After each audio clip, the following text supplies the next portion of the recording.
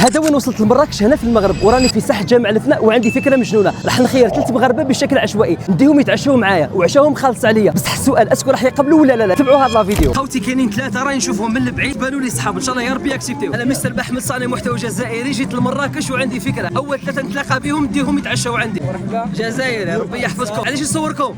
ربي يحفظكم. صافا خوتي سقسيتهم قلت لهم وين نروحوا، قالوا لي نروحوا عند افضل واحد يبيع الحوت هنايا. انا خويا مرحبا بخويا الجزائري. ربي يحفظك. عندنا في المغرب في مراكش. الله فيك. يا مرحبا اللي جانا النمره 19. مرحبا بكم خوتنا الجزائريين. صافي بليزير خوتي. شتو الترحيب ما شاء الله. انا مريحين نقصروا جانا واحد مغربي مرتو جزائريه. حبيبي الغالي سعيدي. السلام عليكم ورحمة الله. أخوكم في الله محمد لطفي السعيدي من طنجة، عشت منذ 40 سنة في ألمانيا، وقلت لهم أنا مرتي جزائرية وبنتي مزوجة بجزائري وإحنا إخوة. سبحان الله رانا نسابه. إحنا نسابه. سبحان الله كنا مريحين وجريح معانا. كيما انتم خوتي المغاربه جيت لهنا المغرب وطليتوا فيا، انا ثاني نتهلا فيكم، وما جزاء الاحسان الا الاحسان. وهذه هي اجمل صوره تقدروا تشوفوها. هكذا ربي يحبنا نكونوا. اللهم ادم المحبه بين المسلمين وجمعنا ديما على الخير. بارطاجوا هذا الفيديو باش يقوى الخير، ودائما خاوه خاوه.